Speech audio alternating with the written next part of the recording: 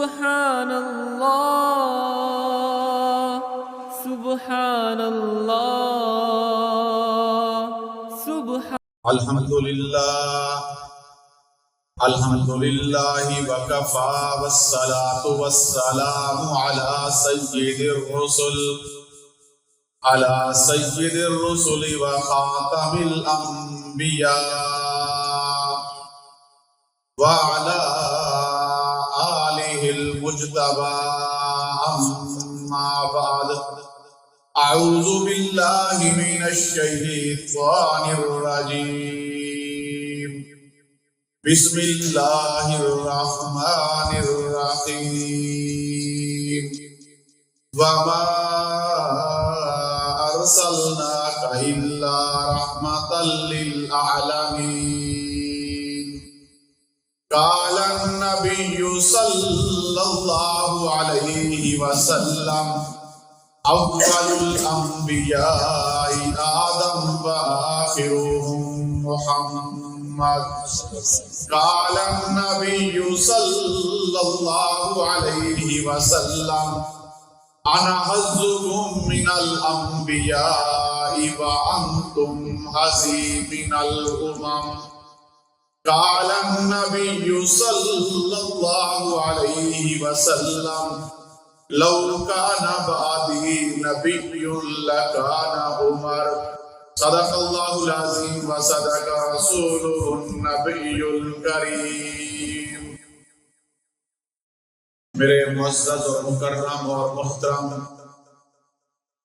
حضرات علماء کرام، بزرگان دین، میرے سامنے تشریف فرما میرے معزز اور مکرم اور محترم غیور اور باضمیر عارف والے کے باسیوں، اس جامع مسجد کے نمازیوں، السلام علیکم۔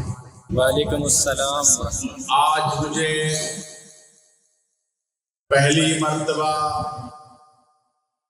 آپ کے اس شہر کی جامع مسجد کے اندر تحفظ ناموس رسالت اور تحفظ ختم نبوت کے حوالے سے کچھ گزارشات کرنے کا موقع فراہم ہوا۔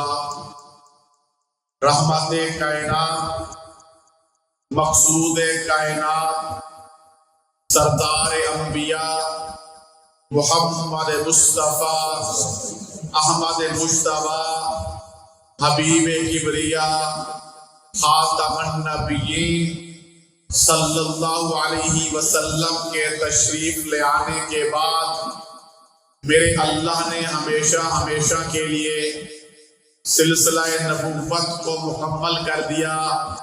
نبوت اپنی تکمیل کو پہنچی۔ آپ صلی اللہ علیہ وسلم اللہ رب العزت کے آخری نبی، آخری رسول اور آخری پیغمبر ٹھہرے۔ آپ صلی اللہ علیہ وسلم کے بعد اب قیامت کی صبح تک کوئی نبی پیدا نہیں ہوگا۔ حضرت آدم علیہ السلام سب سے پہلے نبی، آپ صلی اللہ علیہ وسلم سب سے آخری نبی۔ حضرت آدم علیہ السلام سے پہلے کوئی نبی نہیں تھا۔ آپ صلی اللہ علیہ وسلم کے بعد اب قیامت کی صبح تک کوئی نبی پیدا نہیں ہوگا۔ اس عقیدے کو عقیدہ ختم نبوت کہا جاتا ہے۔ یہ میرا بھی عقیدہ ہے، یہ آپ دوستوں کا بھی عقیدہ ہے۔ 1400 سال سے پوری امت مسلمہ کا یہی متفقہ عقیدہ ہے کہ آپ صلی اللہ علیہ وسلم اللہ کے آخری نبی ہیں۔ یہ میرا اور آپ کا بنیادی عقیدہ ہے۔ اگر بنیادی عقیدہ ختم نبوت ہے تو میرا ایمان ہے۔ یہ بنیادی عقیدہ ختم نبوت ہے تو میں مسلمان ہوں۔ یہ بنیادی عقیدہ ختم نبوت ہے تو میری نماز ہے۔ یہ بنیادی عقیدہ ختم نبوت ہے تو میرا روزہ ہے۔ یہ بنیادی عقیدہ ختم نبوت ہے تو میرا حج ہے، عمرہ ہے، بیت اللہ شریف کا طواف ہے۔ یہ بنیادی عقیدہ ختم نبوت ہے تو میری تہجد ہے، اشراق ہے، نوافل ہیں، اوابین ہے، تراویح ہے، تبلیغ ہے، جمعہ ہے۔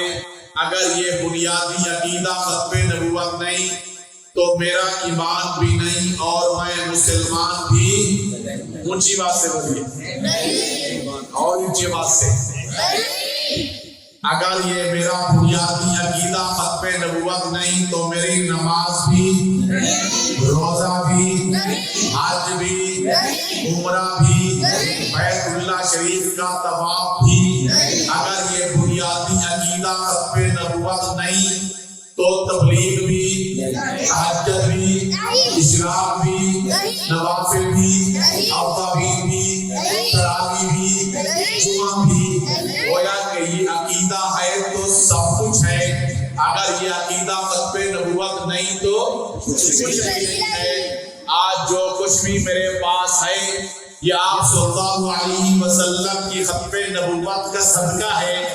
آج میں مسلمان ہوں میرے پیغمبر کی ختم نبوت کا صدقہ. آج میرا ایمان ہے حضور کی ختم نبوت کا صدقہ. آج میرے پاس نماز ہے حضور کی ختم نبوت کا صدقہ. آج میرے پاس حج ہے حضور کی ختم نبوت کا صدقہ. آج بیت اللہ شریف کا طواف ہے حضور کی ختم نبوت کا صدقہ. آج بیت اللہ کا وجود ہے حضور کی ختم نبوت کا صدقہ. آج میرے پاس مسجد ہے حضور کی ختم نبوت کا صدقہ. آج میرے پاس قرآن جیسی مقدس کتاب ہے حضور کی ختم نبوت کا صدقہ. حتیٰ کہ میرے پاس ملک پاکستان ہے یہ بھی حضور کی ختم نبوت کا صدقہ ہے.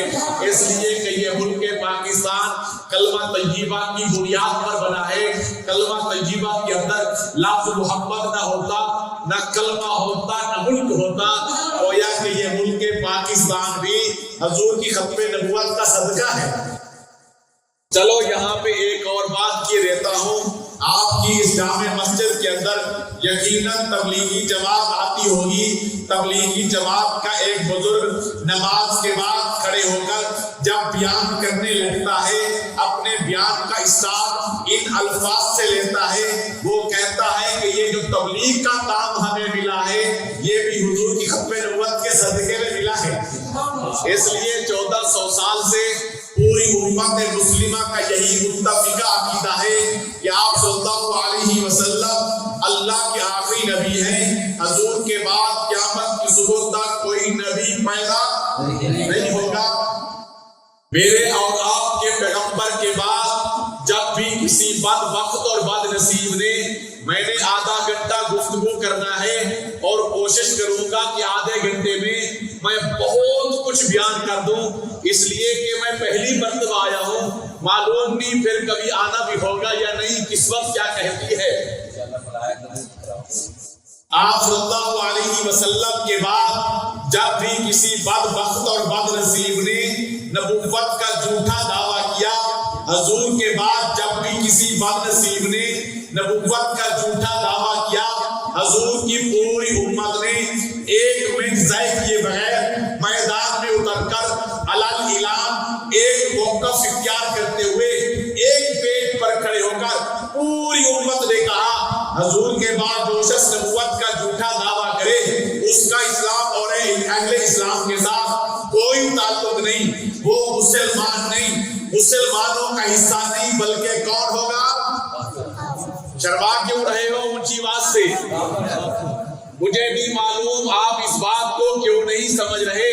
میاں یہ تو نبوت کی گواہی ہے، نبوت کی. آپ یہاں بولیں گے آپ کی حاضری حضور کے روضے پہ لگے گی. اونچی آواز سے بولیے حضور کے بعد جو شخص نبوت کا جھوٹا دعویٰ کرے وہ کون؟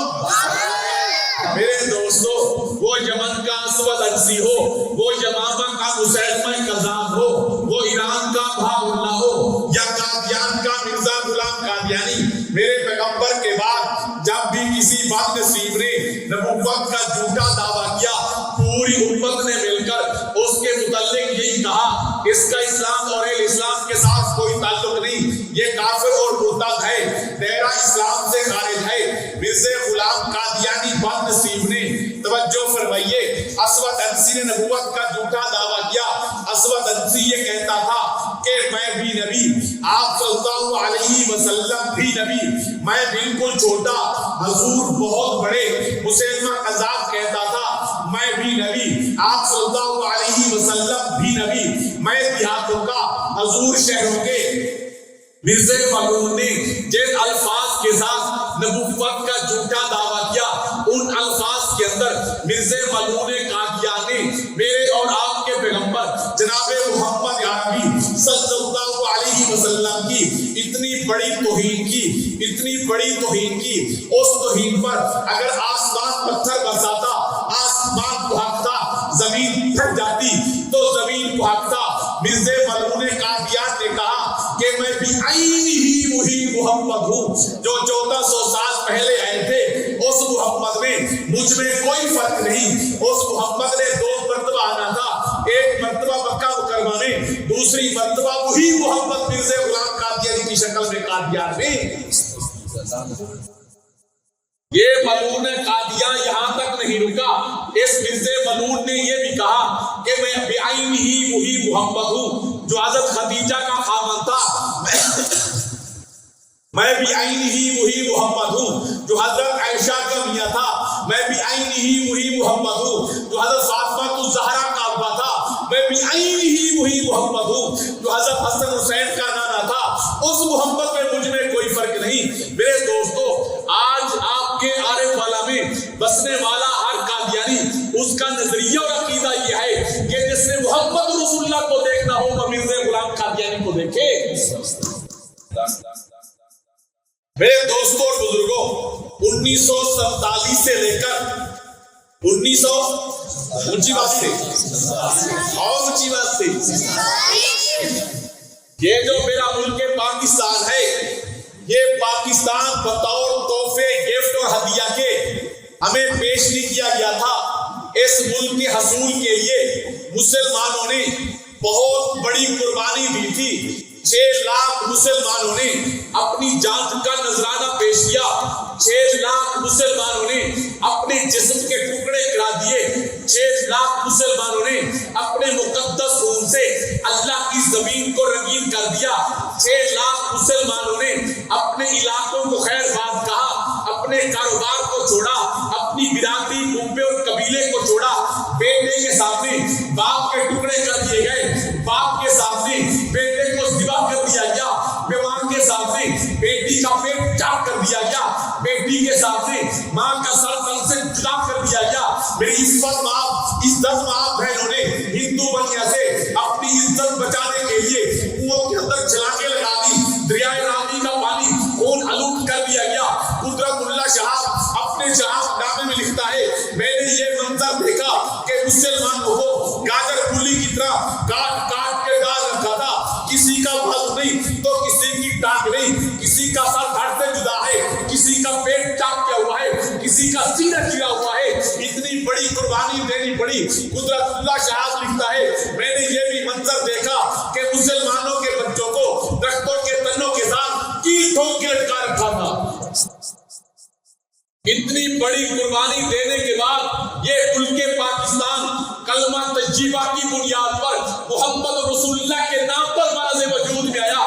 پاکستان توجہ فرمائیے، پاکستان کے بن جانے کے بعد میرے دوستوں، حضور کے دشمن، میرے نبی کے باغی ازلی دشمنوں کو اس ملک کی سرزمین پر کلمہ تجیبہ کی بنیاد پر بننے والی ریاست کی سرزمین پر، سٹیٹ کی سرزمین پر ان کی آبیاری کی گئی، ان کو پالا گیا، ان کو پروان چڑھانے کی کوشش کی گئی، جن کے متعلق محسن پاکستان علامہ اقبال فرمایا کرتے تھے، قادیانی اسلام اور ملک کے غدار ہیں۔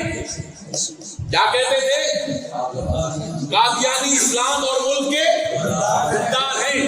پاکستان کے غداروں کو پاکستان کی سرزمین پر اغیار اور دین دشمن قوتیں اور طاغوتی طاقتیں اور اغیار کے کہنے پر پالا گیا اور آبیاری کرنے کی کوشش کی گئی۔ میرے دوستو، 1947 سے لے کر 1974 تک آپ کے ملک پاکستان کے اندر یہ حالات تھے۔ قادیانی اور مرزائی کھلے عام اپنے آپ کو مسلمان کہتے تھے اور مسلمانوں کو کافر کہتے تھے۔ توجہ فرمائیے، کھلے عام قادیانی قادیانیت کی تبلیغ کرتے تھے، لٹریچر تقسیم کرتے تھے، اپنی عبادت گاہ کو مسجد کہتے تھے، کھلے عام اذانیں پڑھتے تھے، نمازیں پڑھتے تھے،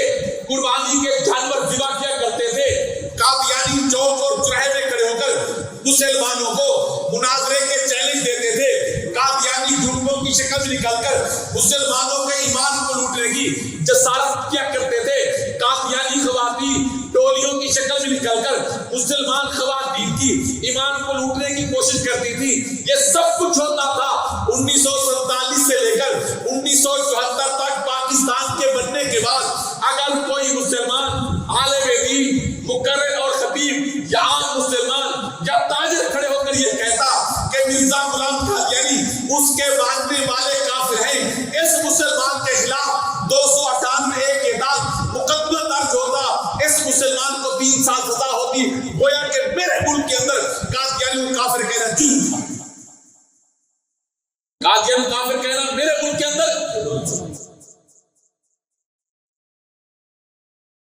اس سے آگے اس میرے ملک کے اندر 1947 سے لے کر 1974 تک کھلے عام چوک اور چوراہے میں کھڑے ہو کر شاید ختم نبوت زندہ باد کہنا بھی جرم تھا، جو ملک کلمہ طیبہ کی بنیاد پر بنا۔ 1953 کی تاریخ میں لاہور جیسے شہر میں 10,000 مسلمانوں کو شہید کر دیا گیا۔ آخر ان 10,000 مسلمانوں کا کیا جرم تھا؟ صرف اتنا کہ وہ گھر سے باہر نکل کر نعرہ لگاتے تھے ختم نبوت زندہ باد، گولی مار کے شہید کر دیا جاتا ہے۔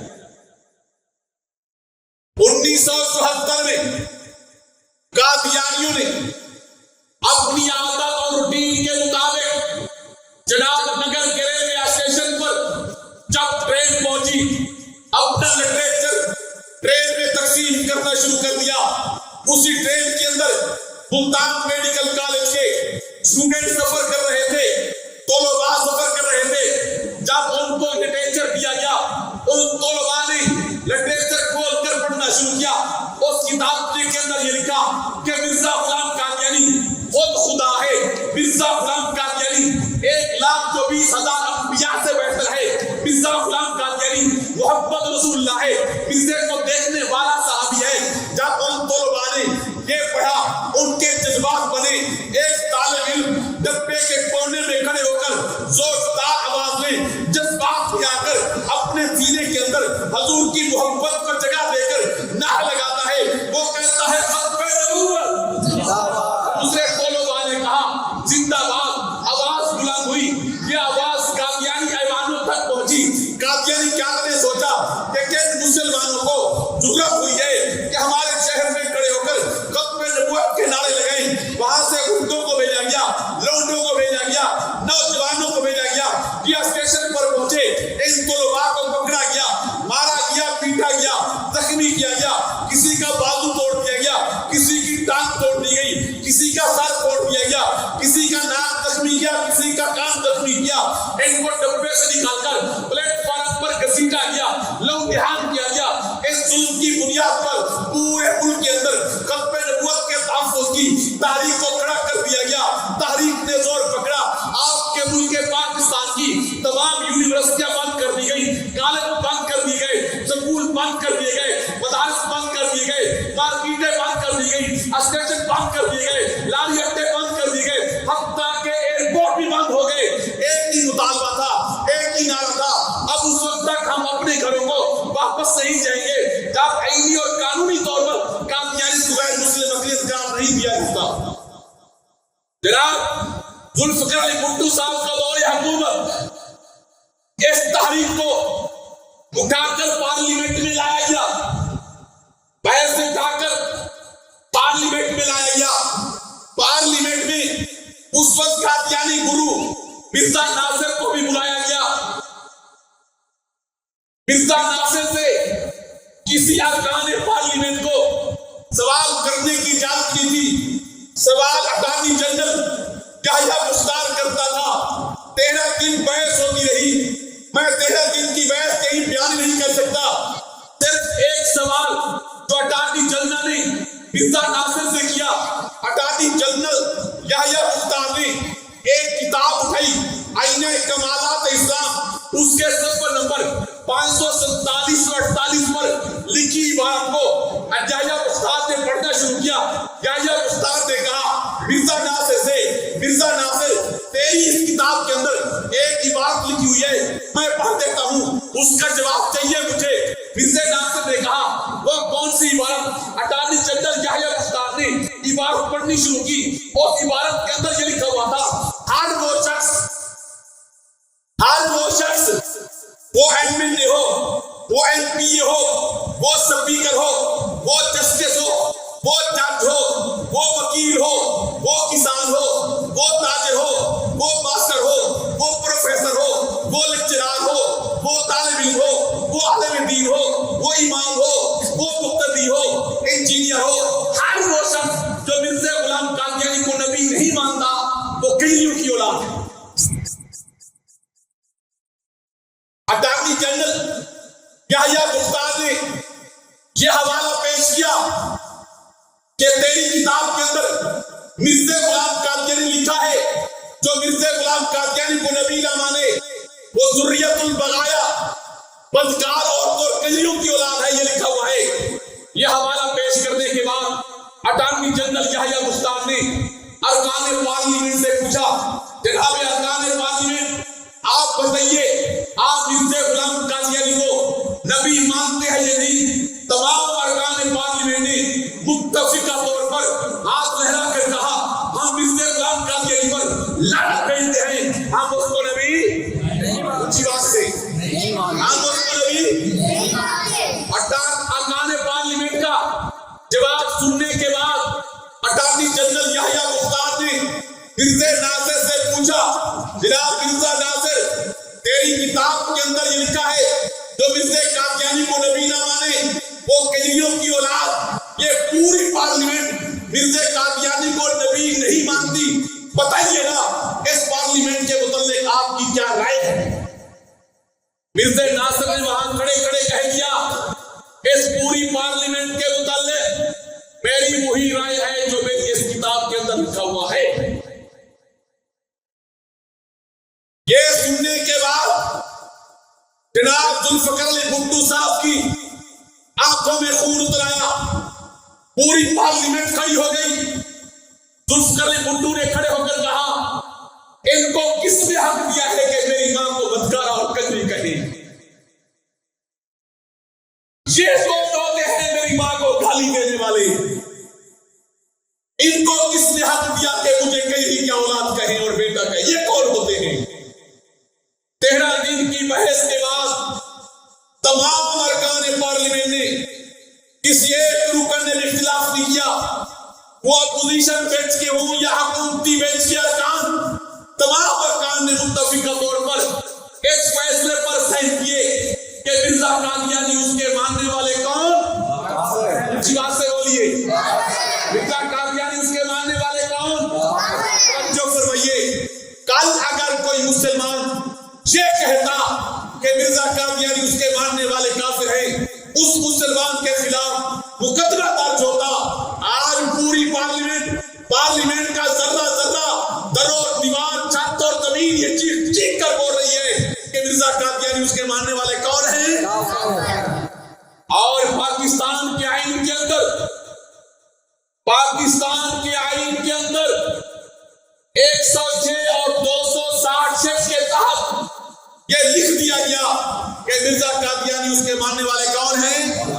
آج آپ کے ملک آئین کی شکل, آج آپ کے ملک پاکستان کے آئین کی شکل 106 اور 260 یہ بول رہی ہے کہ مرزا قادیانی اس کے ماننے والے کون ہیں. اونچی بات سے آج قادیانی سادہ لوگ مسلمانوں کو دھوکہ دینے کے لیے کہہ دیتے ہیں یہ تو مولویوں کا چکر ہے, یہ تو چند مولوی ہیں جو انہیں کافر کہتے ہیں. آج میں نے کسی مولوی صاحب کی بات نہیں کرنی, نہ کسی خطیب کی, نہ کسی مفتی کی. آپ کے ملک پاکستان کے آئین کی 2 شکیں 106 اور 260 آج بھی چیخ چیخ کر کہہ رہی ہے کہ مرزا قادیانی اس کے ماننے والے کون ہیں. 1974 کے اندر یہ فیصلہ فیصلہ آیا 1974 سے لے کر 1984 تک قادیانی اس فیصلے کے آنے کے بعد بڑی ڈٹائی کے ساتھ اپنے آپ کو مسلمان تبلیغ اور لٹریچر تقسیم کرتے رہے، اپنی عبادت گاہ کو مسجد کہتے رہے۔ 1984 میں آپ کی جماعت عالمی مجلس تحفظ ختم نبوت میں ایک مرتبہ پھر اس قادیانی فتنے کے خلاف بھرپور تحریک چلائی۔ اس تحریک کے نتیجے میں تعزیرات پاکستان میں 2 دفعات کا اضافہ کر دیا گیا، 298 بی اور 298 سی۔ تعزیرات پاکستان میں ان 2 دفعات کا اضافہ کر دیا گیا، 298 بی اور 298 سی۔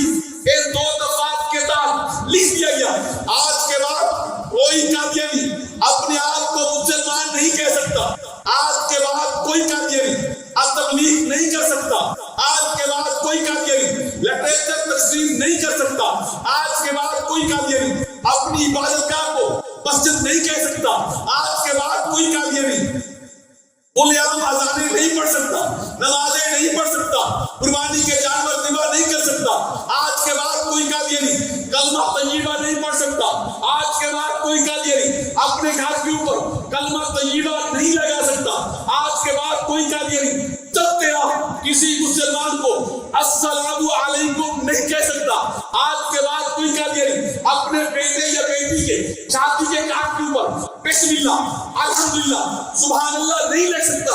اگر کوئی قادیانی ایسا کرے گا، اس قادیانی کے خلاف 298 BOC کے تحت مقدمہ درج ہوگا، اس قادیانی کو 3 سال سزا ہوگی، اس قادیانی کو 3 سال سزا ہوگی۔ کل اگر کسی قادیانی کو کوئی مسلمان کافر کہتا، مسلمان کے خلاف مقدمہ درج ہو 3 سال۔ آج اگر کوئی قادیانی اپنے آپ کو مسلمان کہے، توجہ فرمائیے، کوئی قادیانی اپنے آپ کو مسلمان اونچی بات سے نہیں کہہ سکتا، تبلیغ نہیں کہہ سکتا، لٹریچر تقسیم نہیں کر سکتا، کھلے عام اذان نمازی تبلیغ کلمہ طیبہ چلتے رہا بازار میں چلتے رہا کسی مسلمان کو السلام علیکم نہیں کہہ سکتا، اس لیے کہ یہ شاعر اسلام ہے، یہ شاعر اسلام ہے۔ شاعر اسلام کا استعمال کرنا صرف مسلمان کا حق ہے، قادیانی شاعر اسلام استعمال نہیں کر سکتا، اس لیے کہ وہ کافر ہے۔ چلتے رہا کسی مسلمان کو السلام علیکم، پاکستان کا آئین و قانون یہ کہتا ہے اگر کوئی قادیانی چلتے رہا کسی مسلمان کو السلام علیکم کہے، 298 BOC کے ساتھ مقدمہ درج کر کے اس کو 3 سال سزا دلوائی جائے، اس لیے کہ یہ کافر ہے اور اس نے شاعر اسلام استعمال کیا ہے۔ 1984 کے بعد توجہ فرمائیے، 1984 کے بعد قادیانی اور مرزائی سپریم کورٹ میں چلے گئے۔ سپریم کورٹ کا 5 رکنی بینچ بیٹھا، جناب جسٹس عبد القدیر چودھری، جناب جسٹس شفیع الرحمان، جناب جسٹس افضل، جناب جسٹس علی مختار، جناب جسٹس علی محمد خان، 5 رکنی بینچ کے سامنے قادیانی پیش ہوئے۔ جب سپریم کورٹ نے قادیانیوں سے پوچھا، قادیانیوں خیر کدھر آ گئے ہو، تو کدھر آ گئے ہو؟ قادیانیوں نے کہا ہم آج سپریم کورٹ میں اپنا حق لینے کے لیے آئے ہیں، آج سپریم کورٹ میں اپنا حق لینے کے لیے آئے ہیں۔ سپریم کورٹ نے کہا کون سا حق؟ بھائی کون سا حق لینے کے لیے سپریم کورٹ میں آئے ہو؟ قادیانیوں نے کہا پاکستان کے آئین کی 2 شکیں ہیں، 1920 یہ 2 شکیں ہمیں تبلیغ کا حق دیتی ہیں، یہ 2 شکیں ہمیں تبلیغ کا حق دیتی ہیں، لیکن 298 بی اور سی روکتی ہیں تو تبلیغ نہیں کر سکتے، یہ 2 شکیں ہمیں حق دیتی ہیں۔ آج سپریم کورٹ میں اپنا حق لینے کے لیے ہم آئے ہیں۔ سپریم کورٹ کے 5 رکنی بینچ نے کہا قادیانیوں تم غلط آئے ہو، تمہیں کوئی حق ملنے والا نہیں. قادیانی کا اثر یہ رہا پاکستان کا قانون، یہ رہی اس کی دو شکیں. یہ دو شکوں کی تشریح کر لیجیے. یہ دو شکیں ہمیں حق دیتی ہے تبلیغ کرنے کا.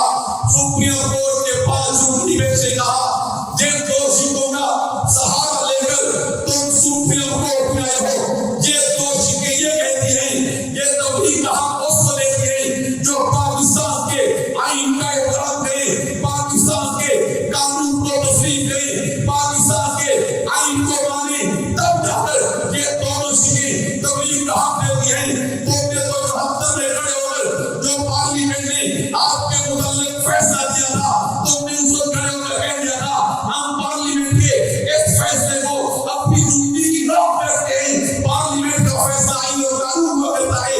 تم نے آئین اور قانون کے متعلق کہہ دیا تھا ہم اس اپنی زندگی کی نوک کرتے ہیں. جب قانون کو زندگی کی نوک کرتے ہو پھر اس قانون کی دونوں شکیں تمہیں تبلیغ کا کوئی حق نہیں دیتے. نمبر 2، سپریم کورٹ کے 5 رکنی بینچ نے کہا قادیانیوں پاکستان کے آئین میں دی گئی جو آپ کی حیثیت ہے کیا تم اس کو تسلیم کرتے ہو؟ پاکستان کے آئین میں دی گئی جو آپ کی حیثیت ہے، پاکستان کا قانون کیا کہتا ہے؟ قادیانی کون ہے؟ اونچی بات سے سپریم کورٹ کے 5 رکنی بینچ نے پوچھا قادیانیوں پاکستان کے آئین میں دی گئی جو آپ کی حیثیت ہے کیا تم اس حیثیت کو تسلیم کرتے ہو؟ اگر نہیں کرتے یہ دونوں شکیں تمہیں تبلیغ کا کوئی حق نہیں دیتی. نمبر 3، سپریم کورٹ نے قادیانیوں کو کہا قادیانیوں جن دو شکوں کا سہارا لے کر تم ہمارے سامنے اپنا حق لینے کے لیے آئے ہو، یہ دونوں شکیں یہ کہتی ہیں یہ تبلیغ کا حق اس کو دیتی ہیں جہاں لا اینڈ آرڈر کا مسئلہ پیدا نہ ہو، جہاں لڑائی جھگڑا فساد اور دنگے کا خدشہ نہ ہو، تب یہ دونوں شکیں حق دیتی ہیں. جہاں لا اینڈ آرڈر کا مسئلہ پیدا ہو وہاں یہ دونوں شکیں تبلیغ کا حق. جس وقت تم تبلیغ کرتے وقت یہ کہو گے کہ مرزا غلام قادیانی محمد رسول اللہ ہے، جس وقت تم تبلیغ کرتے وقت یہ کہو گے کہ مرزے کو دیکھنے والا صحابی ہے، جس وقت تم تبلیغ کرتے وقت یہ کہو گے کہ مرزے کی بیوی عمر مومنی ہے، جس وقت تم تبلیغ کرتے وقت یہ کہو گے کہ مرزے کی بیٹی سیدۃ النساء ہے، جس وقت تم تبلیغ کرتے وقت یہ کہو گے کہ مرزے کا گھرانہ اہل بیت ہے، جس وقت تم تبلیغ کرتے وقت یہ کہو گے کہ مرزا غلام قادیانی ہی بنانے نجات ہے، وہاں تو نہیں ہو جائے گی، وہاں تو جھگڑا اور فساد ہو جائے گا، وہاں تو ڈنڈے چل جائیں گے کہ مرزا غلام قادیانی محمد رسول اللہ یہ کون مانے گا، وہاں نہیں ہو جائے گی. جہاں لا اینڈ آرڈر کا مسئلہ پیدا ہو وہاں یہ دونوں شکیں تبلیغ کا کوئی حق نہیں دیتی. سپریم کورٹ نے کہا قادیانیوں کو قادیانیوں یہ دونوں شکیں تبلیغ کا حق اس کو دیتی ہیں جس کی تبلیغ کرتے وقت کم از کم اخلاقیات باقی ہوں، کم از کم اخلاقیات باقی ہوں. جس وقت تم تبلیغ کرتے وقت یہ کہو گے جو مرزا غلام قادیانی کو نبی نہیں مانتا وہ قیدیوں کی اولاد ہے، جس وقت تم تبلیغ کرتے وقت یہ کہو گے جو مرزا غلام قادیانی کی نبوت کا انکار کریں ان کے بعد جنگل کے سور ان کی عورتیں ٹوٹیوں سے بدتر ہیں، جس وقت تم تبلیغ کرتے وقت یہ کہو گے جو مرزا غلام قادیانی کی نبوت کا انکار کرے وہ جہنمی اور دوستی ہیں، یہ اخلاقیات سے گری ہوئی باتیں ہیں، جو اخلاقیات سے گری ہوئی باتیں کریں یہ دونوں شکیں اس کو تبلیغ کا حق نہیں دیتی. فیصلے کا نام ہے ظہیر الدین برہان سرکار، پڑھے لکھے لوگ توجہ فرمائے، فیصلے کا نام ہے سپریم کورٹ اس فیصلے کا ظہیر الدین برہان سرکار کے نام سے کیس درج ہوا. یہ آج نیٹ کے اوپر موجود ہے، ڈاؤن لوڈ کر کے سارے ساتھی پڑھ سکتے ہیں. سپریم کورٹ کے 5 رکنی بینچ نے قادیانیوں کو کہا آج تک 75 سال ہو گئے پاکستان کو، 75 سالوں میں کسی اقلیت کے متعلق سپریم کورٹ نے یہ جملہ استعمال نہیں کیا جو قادیانی کے متعلق کیا. سپریم کورٹ نے کہا قادیانیوں کو قادیانیوں فراڈی اور دھوکے بازوں کو کوئی حق نہیں ہوتا، تم حق لینے کے لیے آگے ہو، فراڈی اور دھوکے بازوں کے your friend is not Muslim, تو پرلے درجے کے افرادی اور دھوکے باز ہو، تو مسلمانوں والا کلمہ پڑھ کے مسلمانوں کے ساتھ فراڈ کرتے ہو، تو اپنا مسلمان والا ہویا بنا کے مسلمانوں کے ساتھ دھوکہ کرتے ہو، تو پرلے درجے کے افرادی اور دھوکے باز ہو، افرادی اور دھوکے بازوں کے کوئی حقوق نہیں ہوتے۔ سپریم کورٹ نے ایک اور جملہ اپنے فیصلے میں لکھا ہے، میں سمجھتا یہ ہوں کہ سپریم کورٹ نے وہ جملہ لے کے خدا کی قسم آپ صلی اللہ علیہ وسلم کی خط پہ اپنا تحفظ ادا کر دیا۔ سپریم کورٹ نے لکھا مسلم، یہ فیصلہ نے لکھا مسلم، قادیانی تم ہو تو کافر، قادیانی تم ہو تو کافر، لیکن پہلے درجے کے گندے غلیظ اور بدبودار کافر۔ یہ سپریم کورٹ نے لکھا ہے، میں کسی مولوی کی بات نہیں کر رہا۔ سپریم کورٹ نے اپنے اس فیصلے میں یہ لکھا ہے اگر کوئی قادیانی کلمہ طیبہ پڑھے، سپریم کورٹ نے لکھا اگر کوئی قادیانی کلمہ طیبہ پڑھے، اس قادیانی کے خلاف 298 نہیں بلکہ 295 کے ساتھ مقدمہ درج کیا جائے، جس کی سزا سزائے موت۔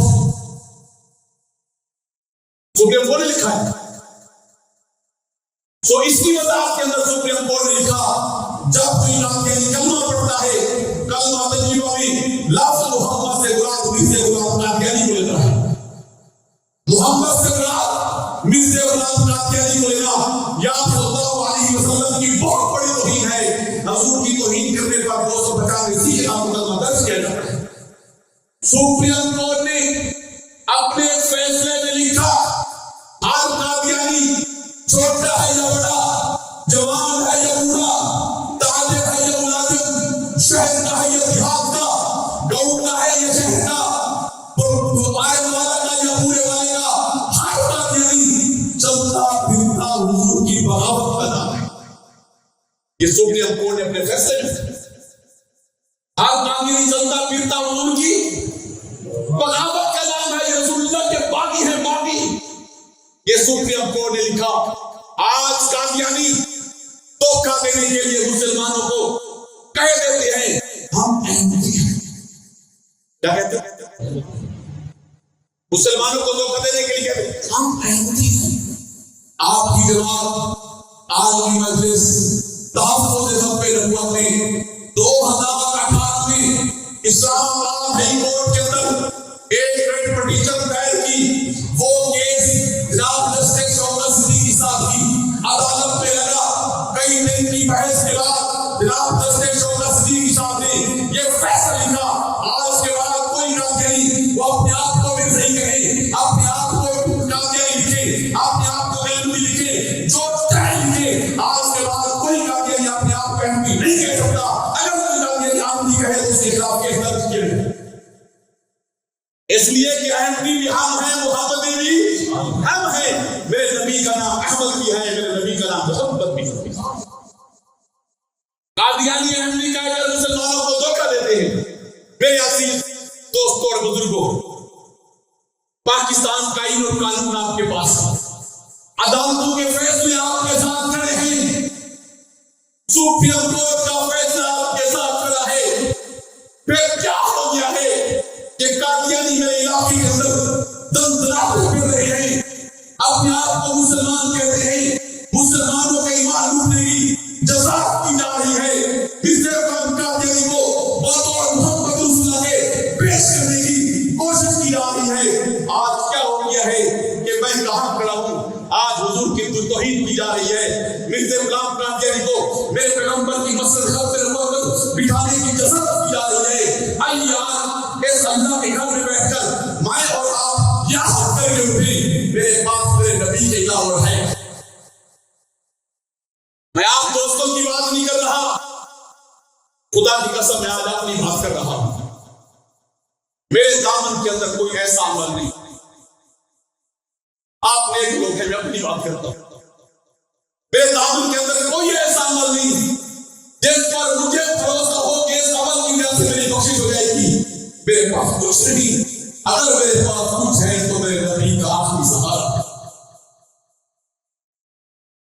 بھائی آج اس وفادار نبی کی عزت اور ناموس اور ختم نبوت کے تحفظ کے لیے، حضور کی ناموس کے تحفظ کے لیے، میرے اوپر میرے نبی کا حق ہے اس حق کی ادائیگی کے لیے اور کتاب ادا کرنے کے لیے آئیے آپ عہد کر کے اٹھیں انشاءاللہ.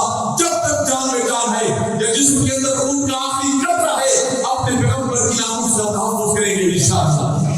آپ کھڑا کر کے کہیں انشاءاللہ حضور کی ناموس کا تحفظ کریں گے انشاءاللہ. حضور کے اصلی دشمن قادیانی اور مرزائیوں کا مقابلہ کریں گے، تعاقب بھی کریں گے اور ان کی تمام مصنوعات کا بیان بھی انشاءاللہ کریں گے. میں کیا توقع کو انشاءاللہ ایسا ہوگا. اللہ آپ کو جزائے خیر عطا فرمائے. آخر دعوانا الحمدللہ رب العالمین.